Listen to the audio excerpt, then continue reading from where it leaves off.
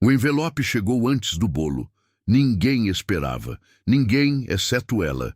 Era uma tarde de outubro em Salvador, e o sol caía sobre o terraço do restaurante com aquela luz dourada que a Bahia reserva para os momentos que merecem ser lembrados ou esquecidos. A brisa vinda do mar movia levemente as flores brancas dispostas sobre as mesas, e os 32 convidados conversavam com a leveza de quem ainda não sabe o que está prestes a testemunhar.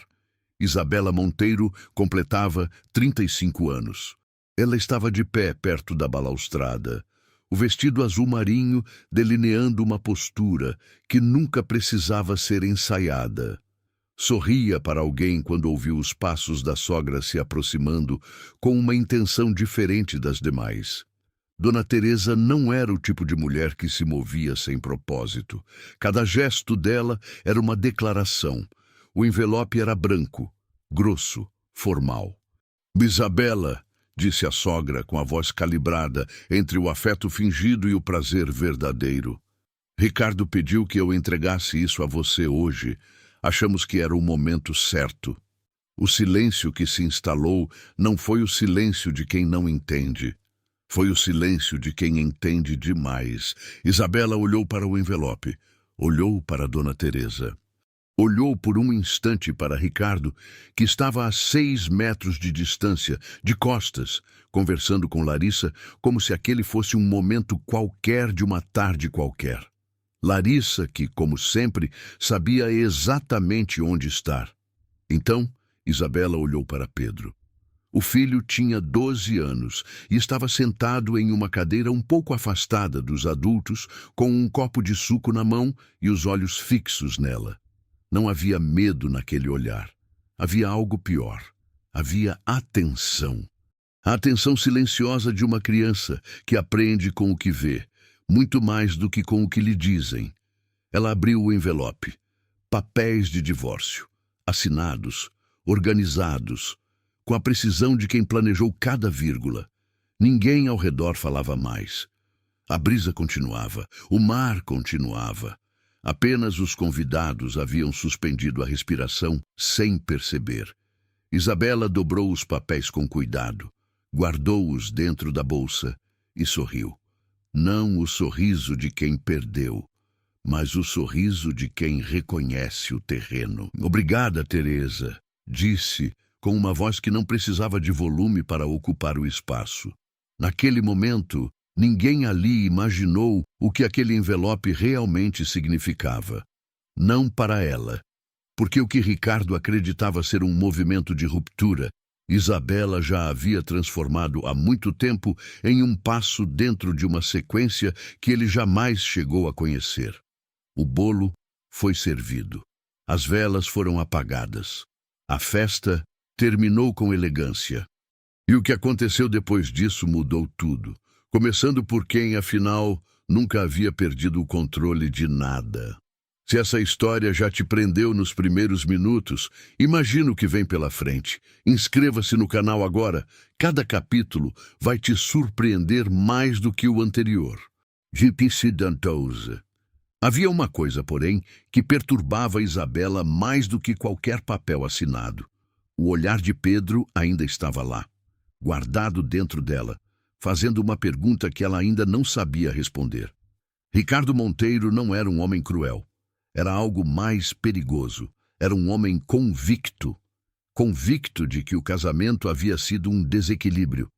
De que Isabela, com sua postura calculada e sua agenda sempre cheia, havia ocupado um espaço que não lhe pertencia.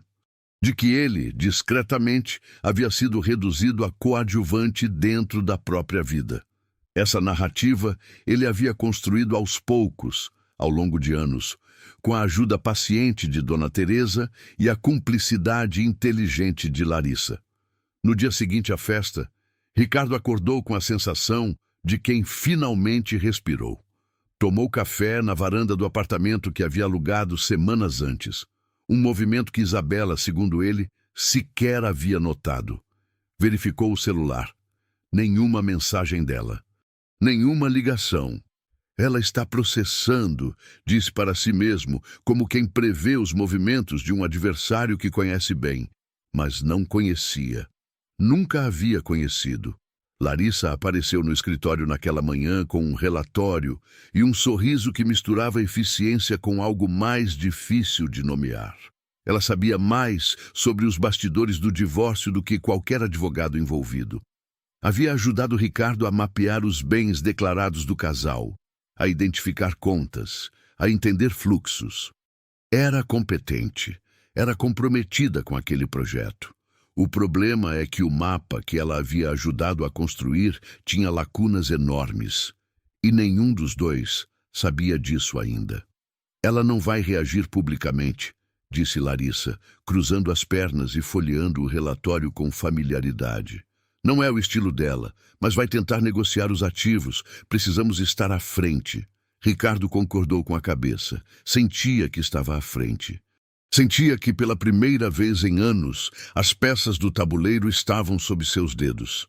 Naquela mesma tarde, a 40 minutos de distância, Isabela sentou-se à mesa da sala de reuniões da Monteiro Capital e ouviu, em silêncio, o relatório do seu diretor jurídico.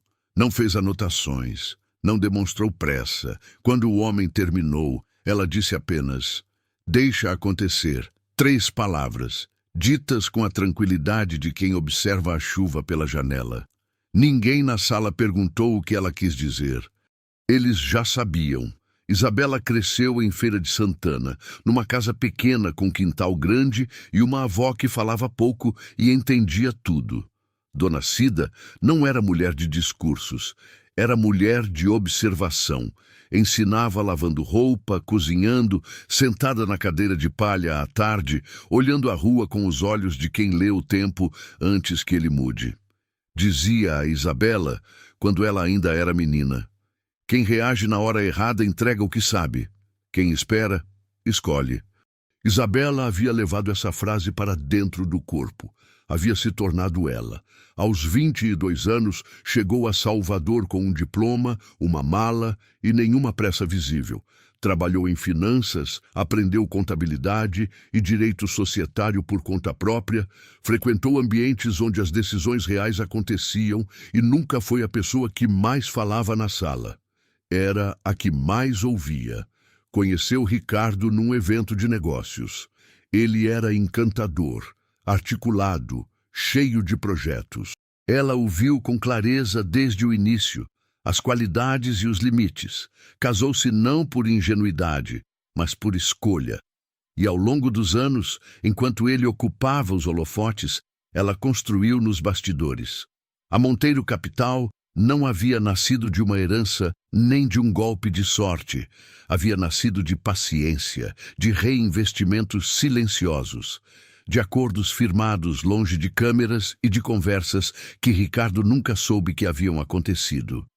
Naquela semana, enquanto Ricardo e Larissa mapeavam o que acreditavam ser o território completo do casal, Isabela tomava um café na varanda de casa com Pedro ao lado. O menino fazia o dever de escola. Ela olhava para o mar. "Mãe", disse Pedro, sem levantar os olhos do caderno, "você tá bem?" "Estou", ela respondeu. "Você não parece triste." "Não estou." Pedro ficou em silêncio por um momento. Depois voltou ao caderno. E Isabela ficou olhando para ele por tempo suficiente para perceber que aquela pergunta havia sido mais honesta do que qualquer coisa que um adulto havia lhe dito nos últimos dias. Ela estava bem, mas havia algo dentro dela que não estava exatamente no lugar certo. E esse algo tinha o rosto de um menino de 12 anos tentando entender o mundo através dela. Isso, diferente de qualquer disputa jurídica, era o único problema que ela ainda não sabia como resolver. Dona Teresa tinha 71 anos, e a memória seletiva de quem reescreveu o passado tantas vezes que já não distinguia a versão original. Na sua narrativa, Isabela sempre havia sido o problema. Fria demais, controladora demais. Uma mulher que nunca se encaixou no lugar que lhe cabia. Ricardo, para ela, era um filho que havia sido diminuído, e o divórcio era uma correção tardia, mas necessária. Foi ela quem primeiro sugeriu o advogado.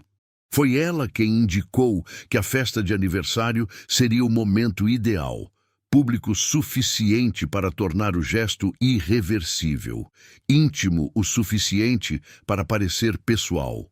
Uma humilhação com embrulho elegante. Larissa havia concordado sem pestanejar. As 3 semanas que se seguiram à festa foram movimentadas no lado de Ricardo. Reuniões com advogados, levantamento de documentos, conversas estratégicas em voz baixa.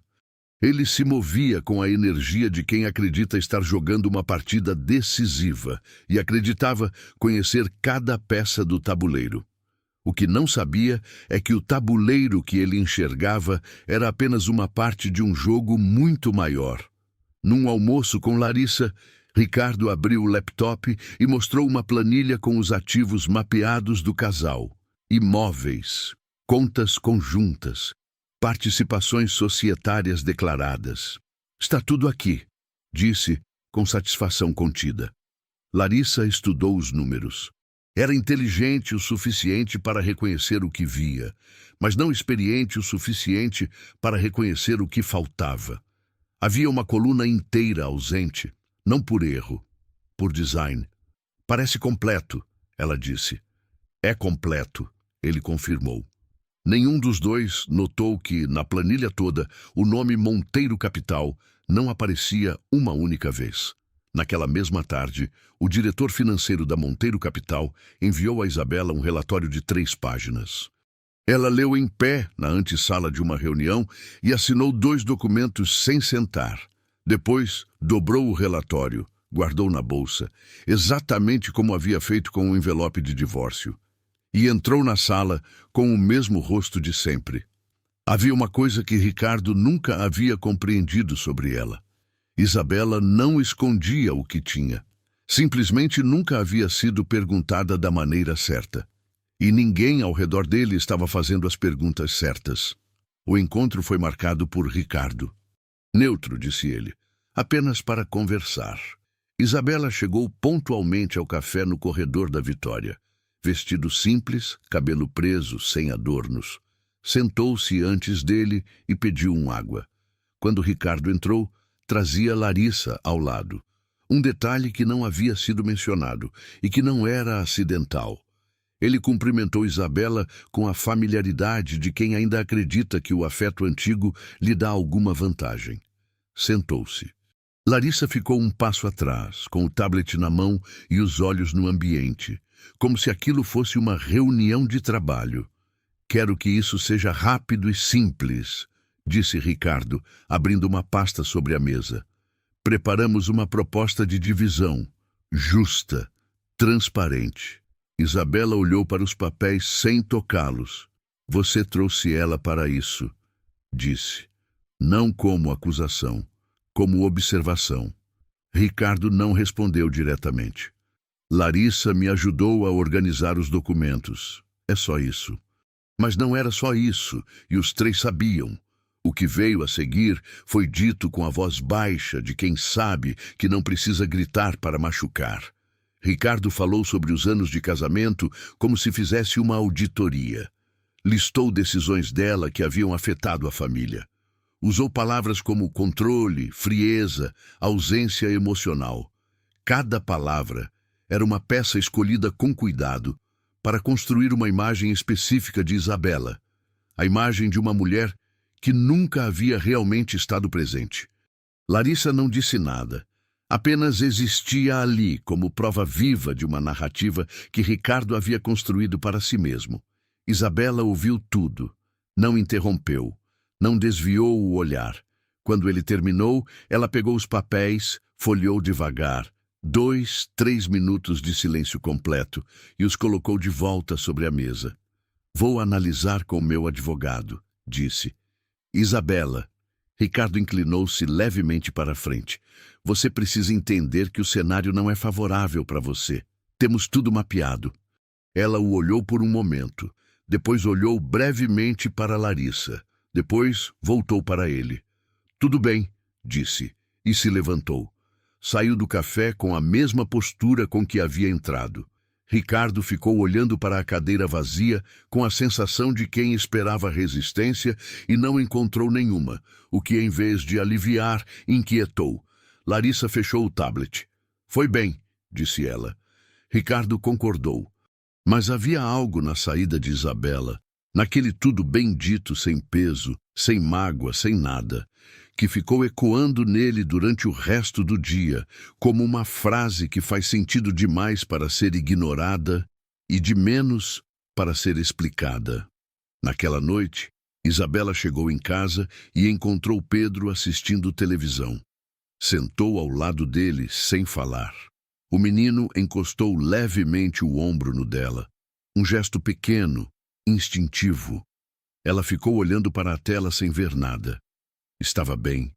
Tinha feito tudo certo. E mesmo assim, algo dentro dela perguntava se tudo certo era suficiente para um menino de 12 anos que aprendia o que era força, observando a mãe nunca demonstrar fraqueza.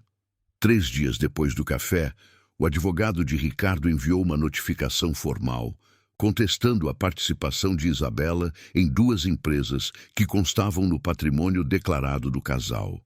A linguagem jurídica era precisa, mas a intenção era clara: reduzir, comprimir, diminuir o espaço que ela ocupava.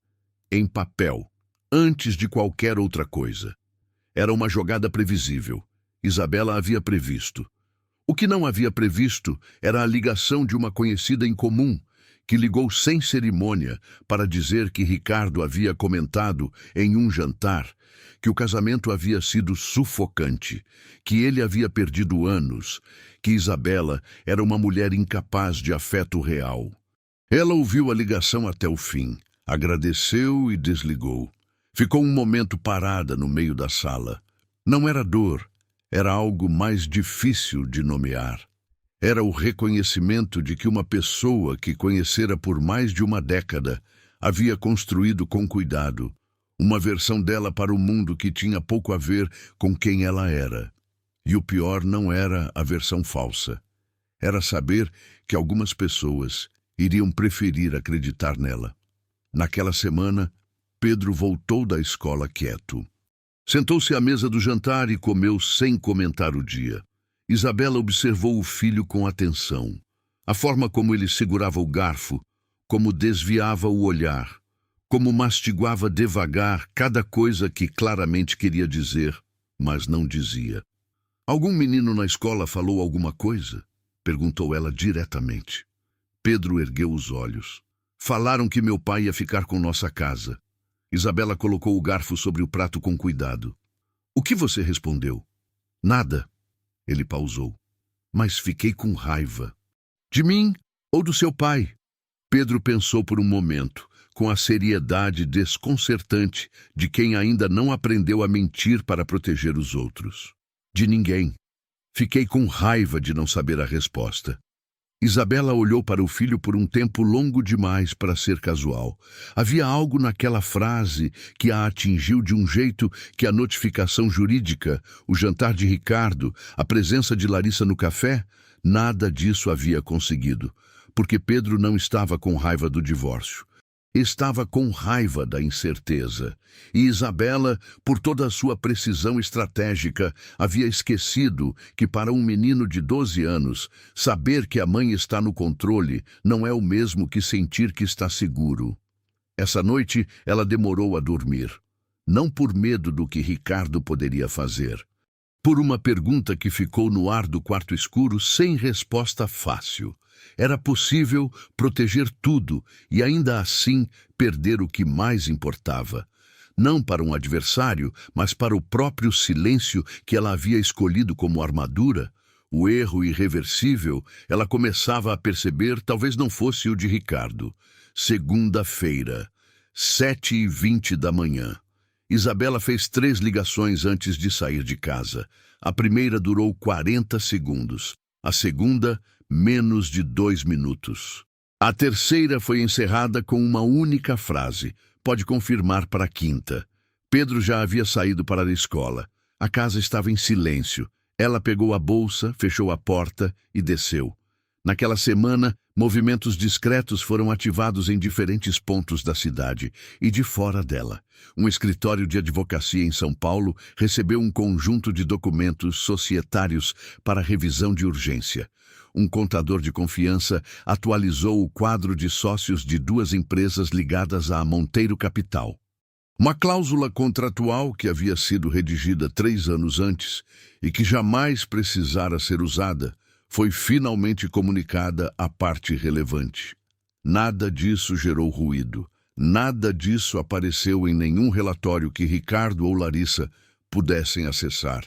No escritório da Monteiro Capital, a equipe de Isabela trabalhava com a normalidade de sempre.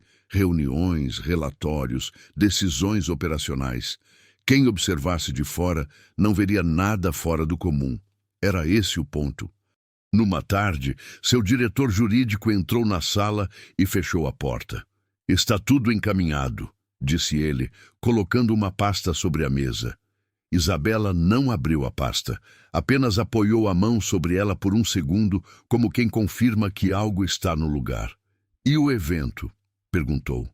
"Confirmado, 18 de novembro. O convite já foi aceito." Ela assentiu. "Mais alguma coisa?" "Por enquanto, não." "Então tudo certo." O diretor saiu. Isabela girou levemente a cadeira e ficou olhando pela janela. Lá fora, Salvador seguia seu ritmo. O trânsito, o mar ao fundo, a cidade que nunca parava completamente. Havia uma arquitetura invisível sendo montada. Cada peça no lugar certo, cada movimento calibrado para não antecipar o resultado, apenas para torná-lo inevitável. Ricardo, naquela mesma tarde, ligou para o advogado para saber se havia algum movimento do lado de Isabela. "Nada relevante", respondeu o advogado. "Ela parece estar aguardando."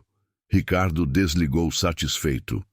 Estava errado, claro, mas ainda levaria alguns dias para começar a perceber. E quando percebesse, já seria tarde demais para mudar qualquer coisa. O convite para o Fórum de Investimentos da Bahia havia sido enviado com 3 semanas de antecedência. Era um evento fechado, 200 convidados, projetos estratégicos, investidores nacionais e internacionais avaliando oportunidades reais. O tipo de ambiente onde reputações se consolidam ou se desfazem em uma única tarde.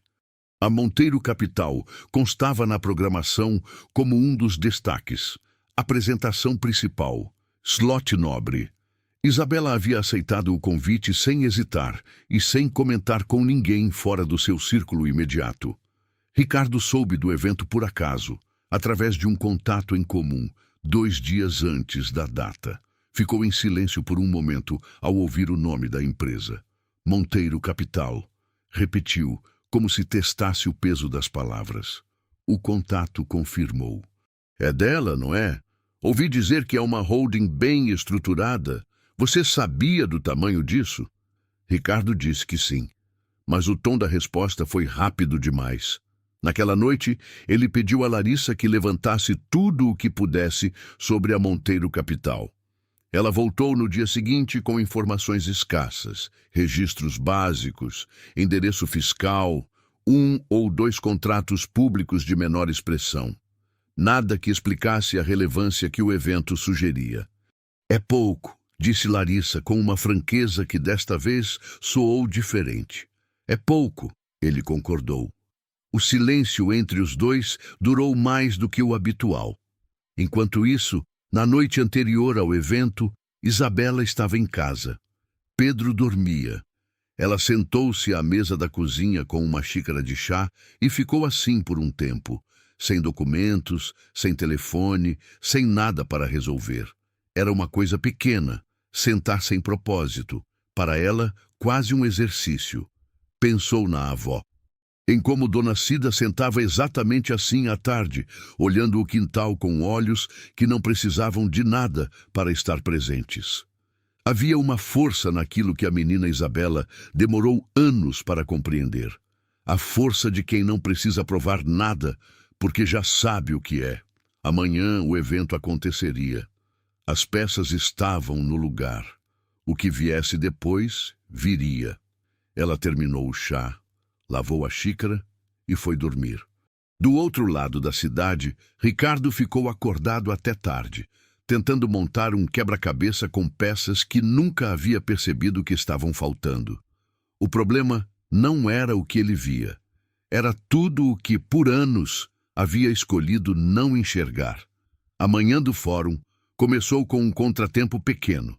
Ricardo havia solicitado, através do seu advogado, acesso a documentos societários de uma das empresas listadas no inventário do casal. Era um procedimento padrão, parte do processo de divórcio. A resposta chegou por escrito. O acesso havia sido negado. A empresa em questão não constava no patrimônio conjugal. Era de titularidade exclusiva de Isabela Monteiro, constituída antes do casamento, sob regime que a blindava completamente. O advogado ligou para explicar. Ricardo ouviu em silêncio. "Como isso é possível?" perguntou quando o homem terminou. "Ela estruturou antes", respondeu o advogado, com a neutralidade de quem já havia visto esse padrão antes. "É legítimo. E não é a única. Não é a única." Ricardo desligou e ficou olhando para o telefone por alguns segundos. Depois, ligou para Larissa. "Você sabia que havia empresas constituídas antes do casamento?" Uma pausa. "Não constavam no levantamento." "Por que não constavam no levantamento?" Outra pausa, menor. "Porque não havia como saber sem acesso direto às certidões dela. Trabalhamos com o que era público." "O que era público?" Ricardo repetiu a frase mentalmente sem dizê-la em voz alta. Naquela tarde, enquanto se preparava para uma reunião, recebeu uma mensagem de um sócio de um projeto paralelo, alguém com quem havia trabalhado no último ano, um vínculo que Ricardo considerava sólido. A mensagem era curta. Precisava conversar com urgência sobre a continuidade da parceria. Quando se encontraram, o sócio foi direto. Havia recebido informações sobre a situação financeira e societária de Ricardo que o deixavam desconfortável. Não deu detalhes sobre a fonte. Apenas disse que precisava de clareza antes de seguir em frente. Ricardo voltou para o carro sem fechar nada. Sentou-se ao volante e ficou parado por um tempo que não soube medir. Do lado de fora, Salvador seguia indiferente. O trânsito, a luz quente do fim de tarde, a cidade que não parava para ninguém. Havia algo acontecendo. Ele sentia. Não sabia nomear, não sabia dimensionar, mas sentia, da mesma forma que se sente uma mudança de pressão no ar antes de uma tempestade, quando o céu ainda está aberto e tudo parece normal. Ligou para Dona Teresa naquela noite. Ela o ouviu e disse que era nervosismo, que era natural, que ele estava no controle. Ele desligou querendo acreditar nisso. Mas a palavra controle naquela noite soou estranha na própria cabeça, como uma roupa que já não servia direito, mas que ele ainda insistia em vestir. O dia do fórum amanheceu com o céu aberto sobre Salvador. Ricardo acordou cedo, sem razão específica. Checou o e-mail. Havia 2 mensagens de parceiros de negócios, ambas cordiais, ambas vagas, ambas solicitando reuniões para alinhamento. O tipo de linguagem que, no mundo corporativo, geralmente significa que algo mudou e ninguém quer ser o primeiro a dizer o quê. Ele respondeu os 2 com brevidade e foi tomar banho. No caminho para o escritório, passou em frente ao hotel onde o fórum seria realizado naquela tarde. Havia um movimento discreto na entrada, equipes de produção, credenciamento, o tipo de organização silenciosa que antecede eventos grandes. Desacelerou sem perceber. Olhou pela janela do carro e seguiu. No escritório, Larissa estava diferente. Não no que dizia, no que não dizia. Respondia perguntas com precisão, cumpria a agenda, mas havia um recuo sutil nos olhos que Ricardo notou sem conseguir interpretar. "Você foi no fórum alguma vez?" perguntou ele, sem motivo aparente. "Não", ela respondeu, e voltou à tela. Ricardo não insistiu. À tarde, enquanto o fórum começava a receber seus convidados a alguns quilômetros dali, o advogado de Ricardo ligou com uma informação nova. Havia mais 2 empresas ligadas a Isabela que não constavam em nenhum levantamento anterior. Ambas operacionais, ambas lucrativas, ambas completamente fora do alcance do processo. Ricardo ouviu, agradeceu e desligou. Ficou parado na cadeira por um longo momento. Havia uma arquitetura inteira que ele nunca havia visto. E o pior não era não tê-la visto antes, era perceber que ela estava lá o tempo todo, visível para quem soubesse onde olhar. Naquela tarde, o nome de Isabela Monteiro seria anunciado num salão cheio de investidores. E Ricardo, pela primeira vez, não tinha a menor ideia do que isso significava. O Fórum de Investimentos da Bahia ocupava o andar nobre de um hotel no Rio Vermelho. 200 cadeiras, investidores de 4 estados. Uma programação que havia sido construída ao longo de meses, com curadoria rigorosa. A apresentação da Monteiro Capital estava marcada para as 16 horas. Às 16h02, o telão apagou. Não foi um apagão. Foi uma falha técnica localizada. O sistema de apresentação travou, os slides desapareceram e o operador de audiovisual tentou resolver em silêncio enquanto a sala aguardava. O mediador pediu paciência. Os investidores olharam para os próprios telefones ou entre si, com a expressão neutra de quem avalia o profissionalismo de uma empresa pela forma como lida com o imprevisto. O nome de Isabela Monteiro foi anunciado. Ela não estava no palco. O silêncio durou alguns segundos, suficientes para instalar uma dúvida. Então, ela entrou pela lateral direita do salão, atravessou o corredor central sem pressa e subiu ao palco com o mesmo passo com que havia saído de qualquer reunião da sua vida. Parou diante da plateia, olhou para o telão apagado, depois olhou para a sala. O sistema volta em alguns minutos, disse o mediador, levemente desconfortável. Não precisa, respondeu ela. E começou.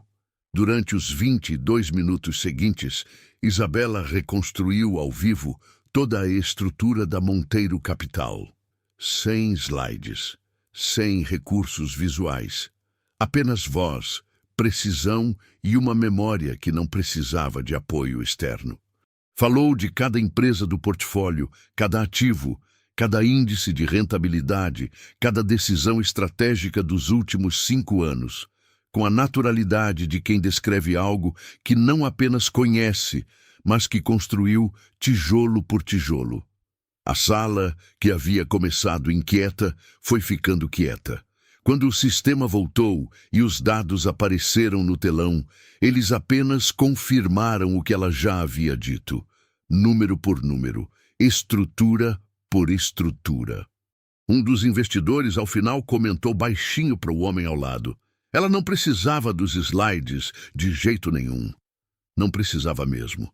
O que ninguém no salão sabia, exceto quem a conhecia de verdade, era que Isabela havia construído aquele império inteiro sendo a mulher que o próprio marido havia descrito, num jantar, como incapaz de afeto real. Às vezes, o maior erro de um homem é subestimar exatamente o que não consegue compreender. A notícia do fórum não demorou a circular. No mundo corporativo de Salvador, informação viaja antes das pessoas. Até o fim daquela noite, o nome da Monteiro Capital havia sido mencionado em pelo menos 4 conversas paralelas entre investidores, 2 grupos de mensagens do setor e uma coluna de negócios que publicaria na manhã seguinte. Ricardo soube por Larissa, que soube por um contato que havia estado na sala. Ela ligou sem preâmbulo. Você sabia do tamanho real da Monteiro Capital? Ele não respondeu imediatamente. A pausa foi suficiente. Ricardo. Não, ele disse. Apenas isso. Larissa desligou sem despedida. Pela primeira vez desde o início de tudo, havia algo na voz dela que não era cálculo. Era o som discreto de alguém revendo uma aposta. Dona Teresa ouviu a história no dia seguinte, numa ligação com uma amiga que havia estado no evento. Ouviu em silêncio, o que era incomum para ela. Quando a amiga terminou e perguntou se ela sabia, Dona Teresa respondeu que sim, o que era mentira, mas era o tipo de mentira que se diz para não precisar explicar o tamanho do que não se sabia. Desligou e ficou sentada na poltrona da sala por um tempo longo. Havia algo no que descreveram de Isabela naquele salão, a postura, a precisão, a calma diante do imprevisto que Dona Teresa reconheceu, não em Isabela, em si mesma décadas atrás, quando também havia sido uma mulher que construía em silêncio enquanto o mundo olhava para outro lado. Ela havia esquecido essa versão de si, ou talvez tivesse escolhido esquecê-la. Ricardo, naquela noite, abriu o laptop e passou horas levantando tudo o que conseguia encontrar sobre a Monteiro Capital. Desta vez sem filtro, sem a planilha de Larissa, sem o mapa que havia acreditado ser completo. O que encontrou foi uma estrutura sólida, ramificada e inteiramente construída por Isabela, antes, durante e paralelamente ao casamento, sempre dentro da lei, sempre fora do seu alcance. Cada peça que descobria recontextualizava algo que ele havia interpretado de forma errada. A agenda sempre cheia, eram reuniões reais. A discrição era estratégia. A frieza que ele havia descrito como ausência emocional era, na verdade, a serenidade de quem não precisa provar nada porque já construiu tudo. Fechou o laptop às 2 da manhã. Não havia mais nenhuma narrativa que sustentasse o que ele havia acreditado. E o silêncio do apartamento, naquela madrugada, tinha um peso completamente diferente do silêncio de Isabela. O dela sempre havia sido escolha. O dele, só agora, começava a ser consequência. O processo de divórcio foi concluído 43 dias depois do fórum. Não houve audiência dramática. Não houve confronto de versões diante de um juiz. O advogado de Ricardo retirou 3 das 5 contestações iniciais depois de constatar que os ativos da Monteiro Capital eram inteiramente blindados, constituídos antes do casamento, estruturados sob regimes societários que o processo conjugal não alcançava. O que restava para a divisão era o patrimônio conjunto declarado. Um apartamento, 2 veículos, uma conta compartilhada. Isabela não disputou nada além do que era seu por direito. Não precisou. Ricardo assinou os documentos numa sala de reuniões de advocacia, num prédio comercial, no centro de Salvador. Sem público, sem testemunhas além do necessário. A caneta deslizou sobre o papel com a banalidade de qualquer assinatura de qualquer dia comum. E foi exatamente isso que tornou o momento tão pesado. Não havia nada para gritar, ninguém para culpar, nenhum gesto que restituísse o tamanho do que havia sido perdido. O projeto paralelo com o sócio que havia pedido alinhamento foi encerrado formalmente 2 semanas depois. Uma linha num e-mail corporativo. Larissa pediu transferência de setor no início do mês seguinte. O pedido foi aprovado sem comentários. Dona Teresa ligou para Ricardo numa tarde e ficou mais tempo em silêncio do que falando. Antes de desligar, disse: "Eu não sabia." Ele respondeu que sabia. Nenhum dos dois voltou ao assunto. O que Ricardo havia perdido não cabia numa planilha. Não era só o patrimônio que não era seu, nem o projeto que não vingou. Era a narrativa inteira, a de homem que retomava o controle, que havia sido subestimado, que sabia mais do que deixava aparecer. Essa narrativa havia sido sua identidade nos últimos meses, e ela havia desmoronado não por um golpe, não por uma cena, mas pela simples exposição da realidade. A realidade não havia precisado de nenhum espetáculo para ser definitiva. Isabela não soube da data da assinatura. Ninguém a informou, e ela não perguntou. Naquela tarde, estava numa reunião na Monteiro Capital, discutindo a expansão de um dos portfólios para o Nordeste. A vida continuava. como sempre havia continuado, como sempre havia sido planejado que continuasse. Era um sábado de novembro e o sol sobre Salvador tinha aquela qualidade específica do fim de tarde, dourado, lento, sem pressa de ir embora. Isabela e Pedro estavam sentados no terraço de casa. Ele tinha um caderno no colo, ela uma xícara de café que já havia esfriado. Não havia agenda para aquela tarde, nenhuma reunião, nenhum documento, nenhuma decisão pendente. Era apenas isso. Os dois, a luz, o silêncio confortável de quem não precisa preencher o espaço com palavras. Foi Pedro quem falou primeiro. Mãe, você ficou com raiva naquele dia da festa? Ela o olhou. Qual raiva? Quando a vovó Teresa te entregou aqueles papéis, na frente de todo mundo? Isabela ficou em silêncio por um momento. Não o silêncio de quem evita, o silêncio de quem escolhe a resposta certa. Não, disse com honestidade. Fiquei triste. Pedro ergueu os olhos do caderno. Era a primeira vez que ela usava essa palavra desde tudo que havia acontecido. Triste por quê? Porque me importei com pessoas que não me viam direito. E demorei tempo demais para aceitar isso. O menino processou a resposta com a seriedade de sempre. Depois perguntou mais baixo. E agora? Agora estou aqui. Era uma resposta simples.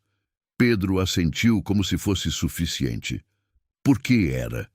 Isabela olhou para o mar lá fora e pensou na avó. Em Dona Cida, sentada na cadeira de palha, olhando o quintal sem precisar de nada além daquele momento.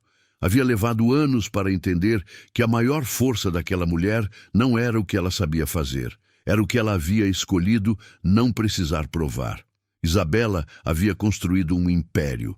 Havia protegido cada ativo, antecipado cada movimento, sustentado uma postura impecável, enquanto o mundo ao redor tentava reescrever quem ela era. E havia vencido. Não com barulho, não com confronto, mas com a solidez silenciosa de quem conhece o próprio valor, sem depender de que os outros o reconheçam. Mas a vitória que ficou, a única que realmente ficou, era aquela tarde. O caderno no colo de Pedro, a xícara fria. A pergunta honesta de um menino que não queria estratégia, queria a mãe. Ela encostou levemente o ombro nele.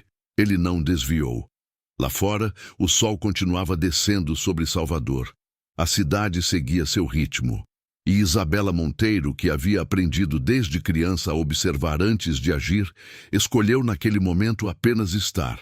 Sem plano, sem controle, sem nada a provar. Só presença. E foi a coisa mais poderosa que ela havia feito em muito tempo. Manteito BCs. Se essa história te tocou de alguma forma, você já sabe o que fazer. Inscreva-se no canal, curta o vídeo e comenta aqui embaixo de onde você está assistindo. O poder silencioso está em todo lugar. E às vezes, ele mora exatamente em quem você subestimou.